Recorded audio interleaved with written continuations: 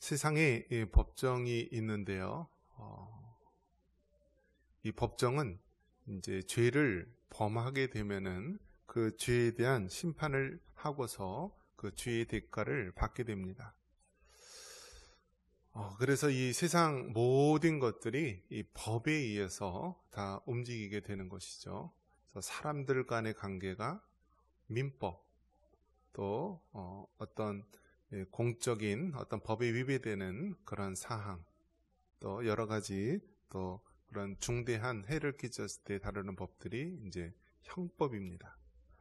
그리고 나라라든지 공공기관들이 운영되고 이루어지는 것, 뭐 행정법, 또 그 중에서도 이제 법 중에 가장 근간이 되는 법이 헌법이 있습니다. 그래서 모든 것들이요, 이 법에 의해서 움직이게 되고요. 또 이 법에 의해서 잘못했을 때는 책임을 묻게 되는 것입니다. 자, 그래서 이 세상은 법으로 들어가는데요. 법은 사실은 이 가장 마지막에 해야 되는 것이고, 법 이전에 우리에게는 윤리가 있고 도덕이 있고 상식이 있는 것입니다. 그러니까 여러분 어떻습니까? 우리가 살아갈 때 법까지 가는 것보다는 윤리적으로 또 상식적으로 모든 것들이 해결하는 것이 더 사람 살기 좋고 행복하다라는 것입니다. 자, 그런데 이러한 세상의 법이 있습니다. 이러한 세상의 법이 있는데요. 우리 예수님 믿는 사람에게도 법이 있습니다. 그 법이 무엇이죠? 하나님 말씀의 법입니다. 그래서 여러분 세상에서도 이 세상에 있는 법들이 그 근간이 어디에 있는가, 어떻게 세상의 법들이 유래됐는가 했을 때요, 성경에 나오는 십계명이 바로 그 세상 모든 법의 근간이 됩니다. 그래서 이 십계명은 어떻습니까? 너는 나 외에는 다른 신을 두지 말라, 뭐 우상을 만들지 말라, 이러한 모든 것들이요, 이 십계명이 세상의 법의 근간이 되는 것입니다. 그래서 이제 미국 남부에 있는 어느 주에서는요, 뭐라고 얘기하냐면, 이제 좀 보수적인 기독교 지역인데, 모든 학교에서 십계명을 걸어놓고 학생들이 볼 수 있도록 하자라고 말합니다. 왜 그렇게 주장을 하냐면, 미국이란 나라가 법치주의 나라고 법에 의해서 돌아가는데, 법의 근원이 바로 십계명이지 않느냐. 그렇기 때문에 모든 학교에다 십계명을 걸어놓자라고 얘기해서 이제 그렇게 실천을 하는 그런 주도 있다라고 합니다. 자, 이처럼 법은요, 이 울타리와 같은 것입니다. 울타리. 마치 양이나 소나 짐승들이 있는데요. 그 짐승들이 울타리가 없으면 어떻게 되죠? 울타리가 없으면요, 외부의 일이나 늑대나 이러한 들짐승들이 그 우리 안에 있는 그런 양이나 염소, 그런 짐승들을 공격하고 잡아먹을 수가 있습니다. 또 울타리가 없으면 어떻습니까? 길을 잃고 나가서 방황하다가 절벽에 떨어지거나 큰 해를 당할 수가 있습니다. 그래서 이 법이라는 것은 울타리와 같이 그 안에 있는 것을 보호하고 지켜주는 것입니다. 자, 그런데 여러분 어떻습니까? 이 법을 우리가 온전히 잘 지킬 수 있습니까? 여러분 어떻습니까? 가령 우리가 이 교통법도 어떻습니까? 교통법도요, 완벽하게 지킬 수 있는 사람 있습니까? 우리 상근 집사님 면허증 딴 지 한 얼마 됐죠? 한 10년 이내 됐죠? 안 됐죠? 5년 됐죠? 그 사이에 그 법을 몇 번 어겼어요? 얘기 안 해도 되는데, 신호 위반, 속도 위반, 주차 위반 얼마나 많습니까? 그게 우리가 잘 지키려고 하다가도요, 사람이기 때문에 못 지키는 경우가 있어요. 급한 마음이 밟으면은요, 금세 속도 위반하죠. 또 딴 생각하고 있으면은요, 그냥 빨간불도 휙 지나가 버려요. 그게 사람의 연약함인데요, 법은 서로를 위해서 지키도록 만든 것이지만 인간의 연약함 때문에 법을 지킬 수가 없을 때가 있습니다. 자, 그런 면에서 법이 만들어지고 세상에 율법이 만들어지고 너희는 이것을 지켜야 한다라고 하는 그 계명이 만들어졌지만 우리 인간에게는 그 말씀대로 온전히 지킬 수 있는 능력, 믿음, 모든 것이 없다라는 사실입니다. 그래서 하나님께서는 법을 지키지 못하고 말씀대로 순종하지 못하고 결국 죄 가운데 빠져 그 죄로 말미암아 죽을 수밖에 없는 우리에게 바로 이 죄 문제를 해결할 수 있도록 은혜를 베풀어 주신 것입니다. 우리 1절 다시 한번 읽어보겠습니다. 1절입니다. 허물의 사함을 받고 자신의 죄가 가려진 자는 복이 있도다. 아멘.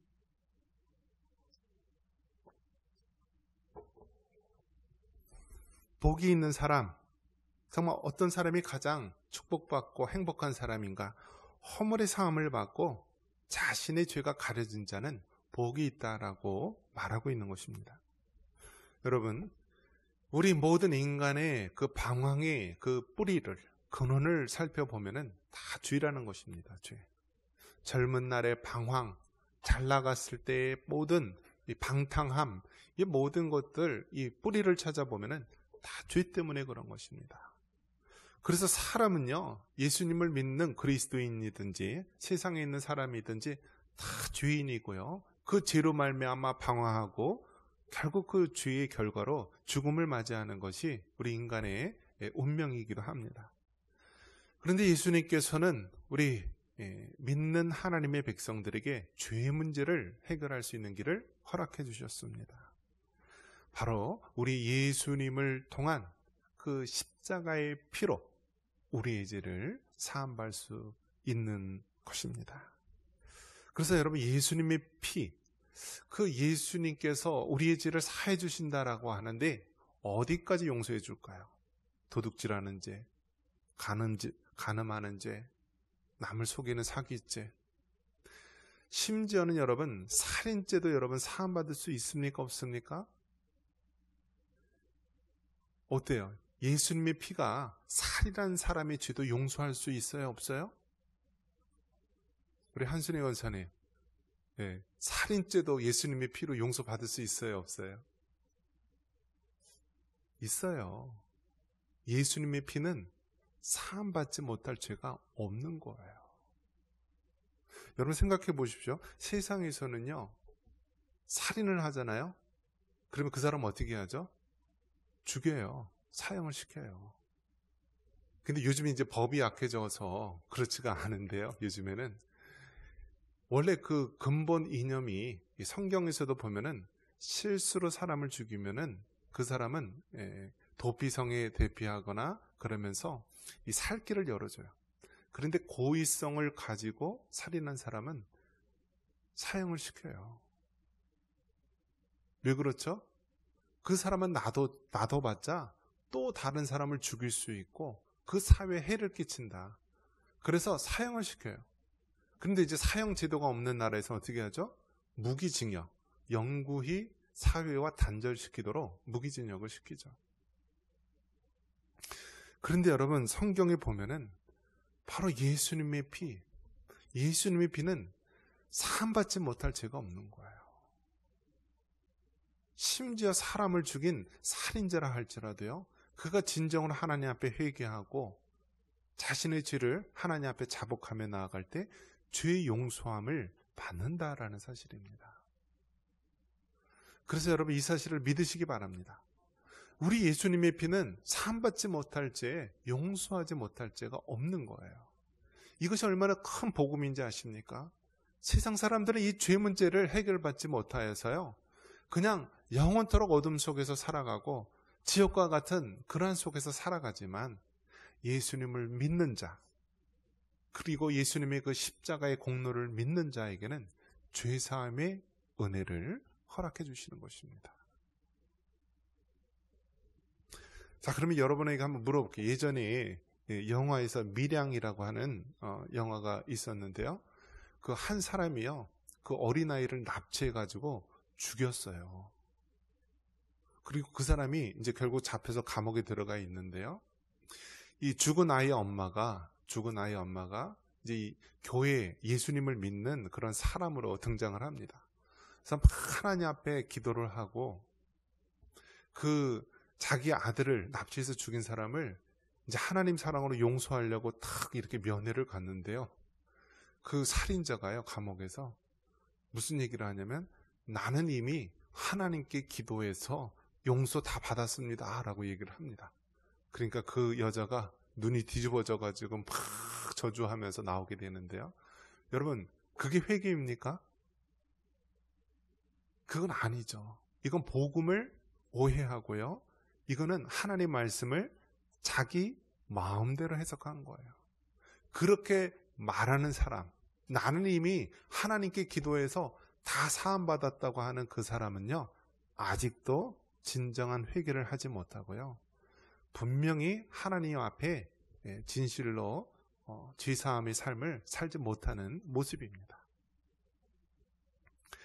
여러분, 먼저 이 죄의 문제는 하나님 앞에 우리가 아래에서요, 진정으로 회개해서 우리 죄사함을 받아야 되는 것입니다. 그리고 또 무엇이 있죠?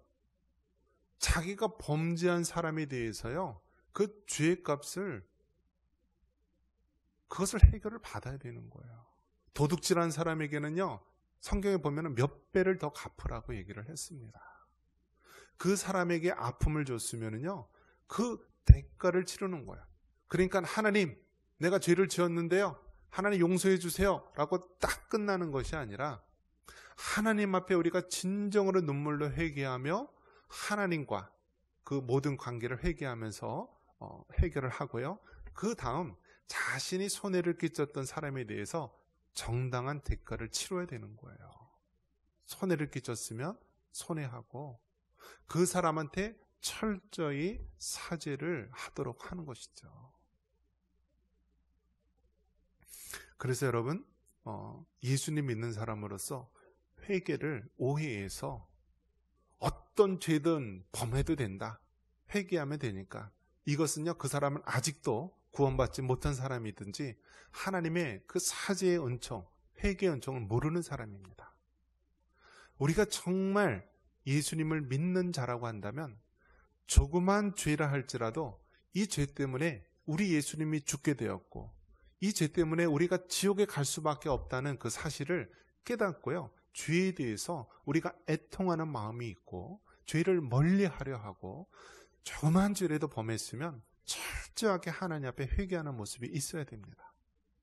그런데 마치 예수님 믿는 사람은 어떠한 죄를 범해도 되고 하나님 앞에 회개하면 끝이다라고 하는 자는 아직도 그 진정한 사죄의 은총을 모르게 되는 것입니다. 오늘 본문에 보면은 다윗이 바로 고백하고 있습니다. 우리가 잘 아는 다윗왕, 성경에서 가장 많이 언급됐던 이 다윗왕. 그런데 이 다윗이 어떤 죄를 범했습니까? 바로 밧세바라고 하는 자기 충신 부하의 아내를요, 겁탈한 거 아닙니까? 불러 들여가지고요, 그 여자를 범하고요, 또 임신을 그 여자가 하게 되니까요, 그 범죄 사실을 은폐하려고 얼마나 수단 방법 가리지 않고 했습니까? 그런데 결국 그 죄를 가릴 수가 없어서 어떻게 합니까? 전쟁터 그 깊숙한 곳에 그 부하를 들여보내고요, 그 우리아가 결국 적의 공격을 받고 죽지 않았습니까? 완벽한 이제 완전 범죄죠. 아무도 모를 것 같은 그런 완전 범죄를 범하였고, 아마 아무도 모를 것이다 라고 생각할 수 있을런지 모르지만요, 하나님께서는 다 아시는 거예요. 다 아시는 거예요. 그리고 선지자 나단을 통하여서 비유 얘기를 하면서 당신이 바로 그 죄인이다 라고 다윗에게 말했던 것입니다. 근데 여러분, 다윗이 죄를 범하지 않아서 정말 위대하고 의로운 사람이냐? 그것이 아니라요, 비록 한 나라의 왕이라 할지라도, 전쟁의 신과 같은 그런 용맹한 장수라 할지라도요, 범죄하였을 때 하나님 앞에 즉시 어떻게 해요?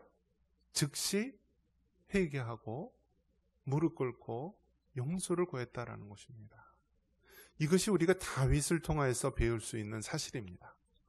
죄를 모든 사람은 범할 수밖에 없습니다.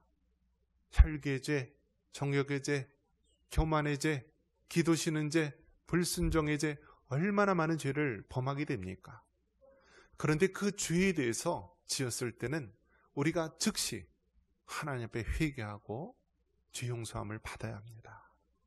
그리고 우리가 그 상대방에 대해서도 모든 것을 우리가 풀어야 되고요, 화해해야 되는 것입니다. 이것이 진정 회개와 참회의 은혜를 아는 자의 모습이기도 합니다. 죄를 회개하지 않을 때는 그 고통이 얼마나 심합니까? 5절 우리 같이 한번 읽어보겠습니다. 5절입니다. 내가 이르기를 내 허물을 여호와께 자복하리라 하고 주께 내 죄를 아뢰고 내 죄악을 숨기지 아니하였더니 주께서 내 죄악을 사하셨나이다. 네. 여러분, 죄를 회개하지 않으면요, 우리 안에 계신 성령 하나님께서 근심합니다. 근심해요. 그래서 여러분, 세상의 법보다 가장 위대한 법이 무엇이냐면 하나님께서 우리에게 허락하신 바로 이 양심의 법입니다. 양심의 법. 신호 위반해서 휙 지나가서 괜찮을 수 있을런지 모르지만은요, 우리 안에 성령 하나님이 계시고요, 우리 하나님께서 자꾸 불편한 마음을 주는 거예요. 불편한 마음을. 그것이 바로 선한 양심이다라는 거예요. 선한 양심. 우리 예수님 믿는 사람들이 하나님 앞에 회개하지 않으면요, 우리 마음속에 평안함을 걷어가십니다. 늘 불안하게 만들고요, 마치 뼈가 마르듯이요, 우리를 억누르는 것입니다. 다윗이 회개하지 않고 다른 사람들을 다 속였듯이 완전 범죄를 꿈꾸며 있었을지 모르지만 그 양심은 화인받게 되고 늘 짓누름을 당하게 되는 것입니다. 그리고 결국 터질 것이 터졌듯이 나단 선지자를 통하여서 자기의 죄가 백일하에 다 드러나게 되고 결국 회개의 삶을 살아갑니다. 근데 여러분에게 한번 물어보겠습니다. 다윗이 회개를 했습니다. 그 이후에 어떠한 일이 벌어지죠? 여러분, 다윗이 회개했을 때 그 모든 죄가 다 용서함 받은 것을 믿으십니까? 믿으십니까? 아멘이죠. 아멘이죠. 우리의 죄를 다 사함받은 것이 사실입니다. 그런데 여러분, 다윗의 삶 속에서 하나님이 가만 놔두십니까? 가만 놔둬요? 그렇지가 않죠. 먼저 그 불륜을 통하여서 태어난 아이가 어떻게 되죠? 죽게 되잖아요. 그리고 다윗의 집안에 어떻게 돼요? 그 싸움이 끝나지 않는 거예요. 다윗이 부하의 아내를 범해서 간음죄를 범하고 우리아를 다른 사람의 손에서 살인죄를 범했는데요, 결국 자기의 자식들이요, 이복 형제들이요, 간음을 하지 않습니까? 그리고 absalom이 그 이복 형을 죽이지 않습니까? 그 피가 떠나지가 않는 거예요. 압살롬이 쿠데타를 일으켜서요, 다윗 왕이요, 거의 맨발로 도망치듯이 궁궐을 떠나게 되고요, 자기의 그 왕비들이요, 백주 대낮에 그 궁궐에 텐트를 쳐서요, 그 아들 압살롬이 그 침상에 범죄를 합니다. 여러분, 죄가 그렇게 무서운 거예요. 회개하면 끝난다? 그런 정도가 아니라 하나님께서는 우리를 철저하게, 정결하게 천국의 시민에 합당하도록 우리를 만드시고요, 단련하시는 것입니다. 그렇기 때문에 여러분, 죄를 두려워하시고요, 죄를 범했다라고 한다면 하나님 앞에 철저하게 회개하시고 날마다 우리의 삶을 돌아볼 수 있기를 바랍니다. 마지막으로 요한일서 1장 9절 우리가 읽고 회개할 때마다 여러분이 이 말씀을 상고하며 지냈으면 좋겠습니다. 요한일서 1장 9절 제가 읽어드리겠습니다. 만일 우리가 우리 죄를 자백하면 그는 미쁘시고 의로우사 우리 죄를 사하시며 우리를 모든 불의에서 깨끗하게 하실 것이요. 아멘. 여러분 요한일서 1장 9절의 말씀처럼 하나님은 진정으로 회개하고 자백하는 자에게 모든 죄를 사하시고 깨끗게 하신다고 말씀합니다. 죄 사함의 은혜를 깨닫고 늘 죄를 두려워하며 비록 죄를 범했을지라도 회개하고 하나님 앞에 참된 믿음의 삶을 살아가는 여러분 되시기를 주님의 이름으로 축원합니다.